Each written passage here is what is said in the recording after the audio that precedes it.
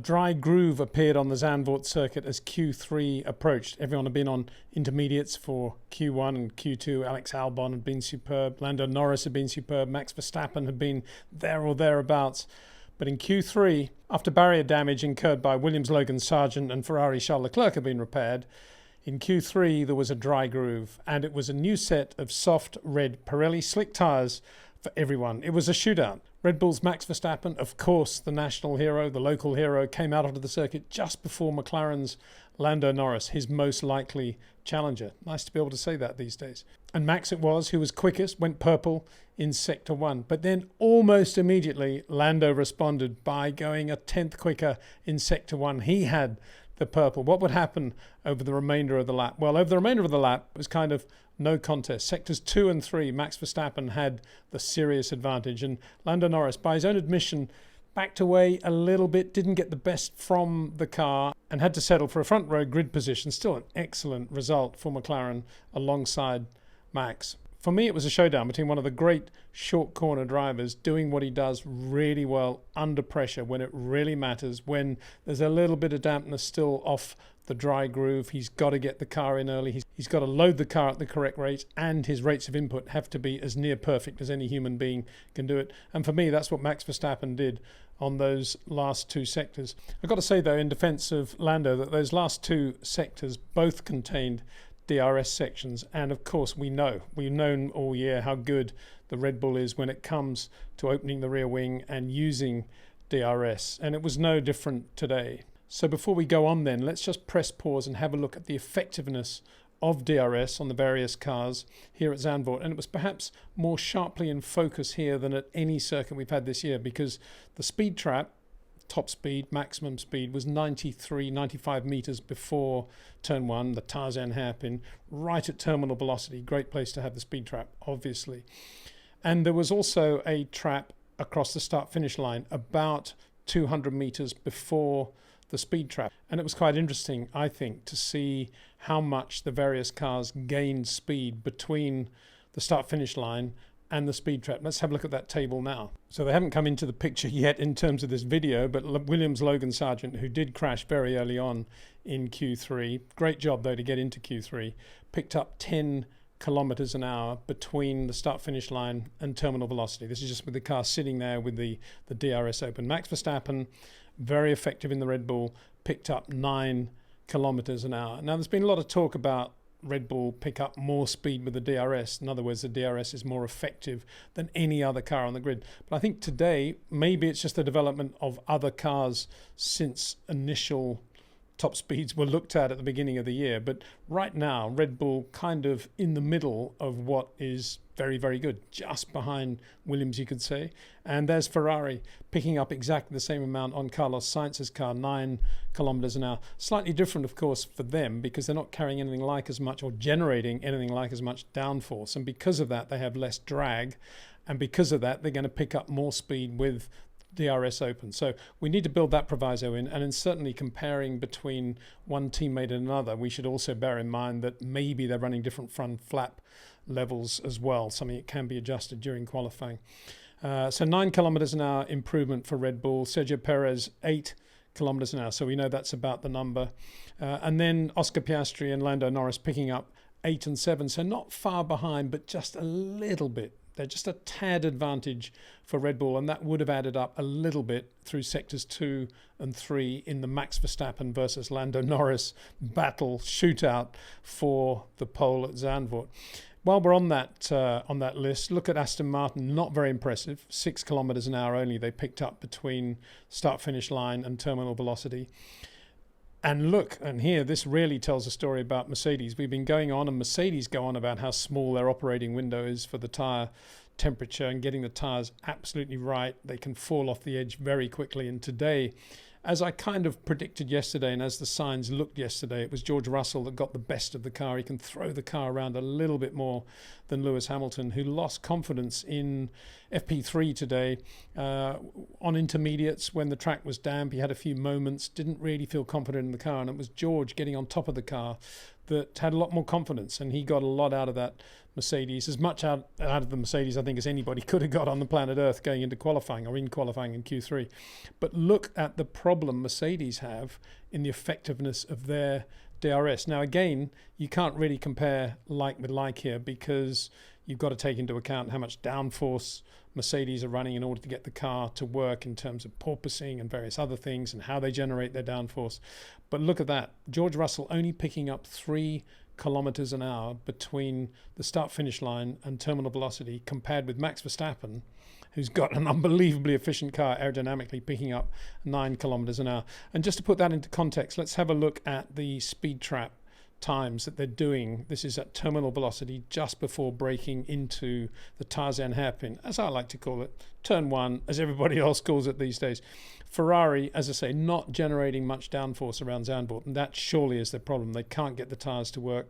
They've got a car that's obviously very quick in a straight line, but if ever there was a chassis not suited to Zandvoort, it would appear it would be the Ferrari, because Charles Leclerc, before he crashed, and I think he went off 3 times at the end of the straight today. Max did too, complaining about the new surface there, very, very slippery. But, you know, once, twice, maybe 3 times Charles Leclerc there before he then hit the guardrail. So not a good day for Charles in terms of his confidence in the car, the team, the tyres, whatever. But they won the battle in a straight line. Look at that, 3.29 through the trap. This is with DRS open. Max Verstappen 3.27, so really, really good all-round performance from Red Bull. Mega downforce, unbelievable top speed commensurate with that downforce. Carlos Sainz underlining the top speed of the Ferrari 3.27. Sergio Perez underlining the top speed of the Red Bull 3.26. Then Williams have always been quick, but as I said yesterday, they seem to have managed to have generated more downforce and taken out some of their top speed. So that's really, really good progress for Williams in terms of the development of that car. 3.22 now. So it's, you know, you'd be thinking, oh, well, Ferrari doing 3.29, maybe Williams would be doing 3.31 or something. But no, that's a really efficient looking package now, Williams. And this won't be the only time they'll be quick, I predict, based on that sort of aero efficiency ratio. Fernando Alonso, yeah, I mean, that 3.22, all that says to me is Aston Martin not generating a massive amount of downforce around Zandvoort, as we said yesterday. Alex Albon, yeah, confirming what we just said about Logan Sargent. And then you got the 2 McLarens, 3.21, 3.22, and that's again where Lando would have been struggling in sectors 2 and 3. I think there's another thing though, and I've always, you know, take this as you will, but I've often said that for me, Max is one of the great short corner drivers. And if you don't know what I'm talking about there are plenty of videos on this channel now kind of explaining, I hope, what I really mean by that. Getting into the corner early, getting the front to stick by unbelievably sensitive and supple use of the steering, brakes and throttle coming out of the brake pedal pressure against steering load, which Max does so well as anybody around, I think. And he's got a car that flatters that talent, and that is the Red Bull RB19, of course. And that works really well under pressure, let me say that, because by definition he needs to have the car square on the road whenever he can get it. He's not going to be taking risk in terms of really braking late, judderingly late, and then trying to get the car into the corner. All he's looking for is a stable platform, and that sort of disciplined driving stands up beautifully when there's 1 lap to do and there's only 1 minute to go at the end of Q3, and you know you've got serious opposition from a McLaren team who seem to have got their car more in sync than Red Bull even. And that's what Max did. He just did a perfect job through sectors 2 and 3. I think to sector 1, where Lando was slightly quicker, as I say, I think that was, we've seen this before with Max. We saw it at Monaco. We've seen it at other circuits as well. Sector 1, breaking into that turn 1, I'd be willing to bet that he just left a little bit of margin, given how many times other drivers and Max had gone off there as well, just locked up, gone in too late. So he probably, bearing in mind it's right at the beginning of the lap as well in terms of tyre temperature, he probably would have given himself a little bit of margin. Whereas Lando, I think, was completely confident in the car at that point, really good through sector 1, really good under braking for turn 1. But then it was 2 and 3, the quick corners, certainly the DRS aspect of the lap as well, the change of direction where Max is so good, and where Lando, because he has slightly longer corners, slightly later entries, albeit incredibly soft, supple inputs as well, great rates of input. even though he's brilliant in that area, his corners are just a little bit longer. And so he therefore, in order to be really quick, needs to be right on the edge. And the ragged edge in qualifying in Q3 at Zandvoort meant being on the edge of the damp section of the track. And that's where I think Lando possibly came out of it a little bit in sectors 2 and 3. Just the difference in the way they drive. But it's a difference that's been noticeable between Lando and Max and Lando and Lewis, and to some extent Lando and Charles, for good 3 to 4 years now. And he has got slightly longer corners. And he's not as reflexy and as bouncy and as spiky, if you like, as George Russell, who in this situation really got the best of the car. It was just classic George Russell. Everything was reflexy, everything was reactive. And he just looked, right on top of the car. He looked absolutely on the ragged edge, no doubt about that. But he got the car right up there in P3, which of course was a very, very disappointing result for Lewis Hamilton, who didn't even get out of Q2. Part of that was the number of cars that he came across, and as a result of that, he did 2 quick laps right at the end, got too much heat in the tyres, couldn't get a lap out of them. It was a mess in terms of getting the heat cycle to work and getting the car out on a traffic-free lap. But you're never going to have a traffic-free lap at Zandvoort. That's the point. The lap is so short. It's impossible with GPS and everything else, impossible to manage the lap. And we saw many instances today of drivers, expletive deleted, moaning about the car in front, impeding them, holding them up. But 50% of the time, the car in front was being held up by another car. That's how short. And that is a little bit of the downside of Formula One. When such big cars on such short a lap, it's going to happen. And we have other issues at other circuits. At Monza, at the Parabolica, they're all going to be banked up going to the Parabolica, going into qualifying, of course. But at Zandvoort, it's just constant traffic the whole time, which is not a good thing.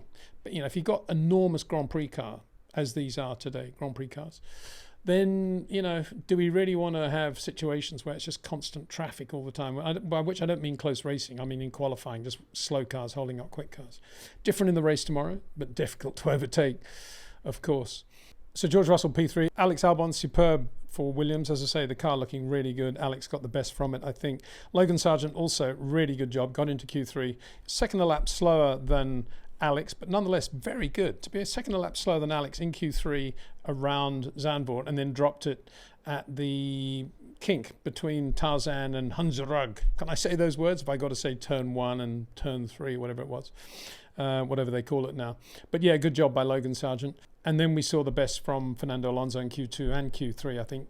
Certainly as the track was drying, really good on intermediates, and then under pressure in Q3, doing a great job. As ever with Fernando, the jerk, but then the car sitting beautifully on the road, never looking as if it was going to do anything other than just stick on that dry ribbon of road. 2 other interesting aspects of qualifying, I thought, were Logan Sargent getting through into Q3 and Lance Stroll getting beaten by Logan Sargent and not getting through to Q3. Now I talked yesterday about the irony of the whole Oscar Piastri, Daniel Ricciardo situation. Look at this one. You got Lance Stroll, who used to be at Williams, and basically because they didn't think the team or the car was ever going to be good enough, his father then bought Force India to enable Lance to have effectively his own team and build that around him and get away from Williams.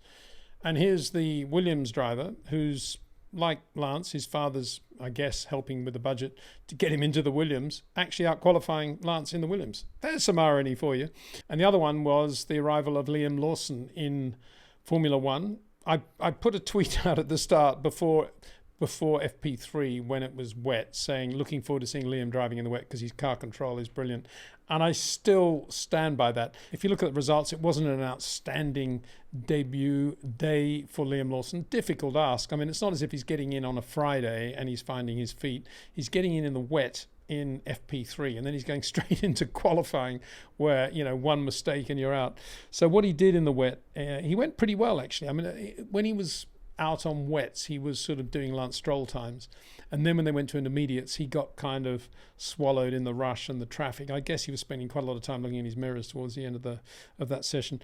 26.3 he did in the end, so he didn't really get a time in on the intermediates, but really good to see him. And then, of course, he didn't make much progress on the intermediates going into Q1, but good to see him. It's an interesting... I'm pleased that they've given Liam Lawson, Red Bull have given Liam Lawson that chance, because he's a driver of enormous talent, as I keep saying. But you got to have a little bit of sympathy, I guess, for Nick de Vries, who did race for AlphaTauri and is Dutch and would have had a lot of people around him saying, oh, maybe you're going to get the drive now, Nick. But, it didn't happen. So Liam Lawson in that car. And Daniel Ricciardo out with a fractured wrist. I hope it's not too long for Daniel's sake. Fractured wrist doesn't sound very much, but I've known drivers getting that sort of fracture from the whiplash from holding the wheel as they hit the barrier. And if it's a scaphoid or something like that, it can take a long time to repair. So best wishes to Daniel for a speedy recovery. So I'm going to keep this video relatively short because there are mega internet problems in Spain at the moment. It's a very odd thing. I'm getting a perfect signal, but it won't actually connect to the internet. So if you've got this, I don't know how that I managed to get the video out on YouTube, but I have.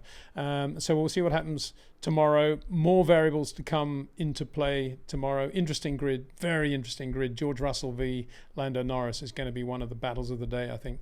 Look forward to that. See you then.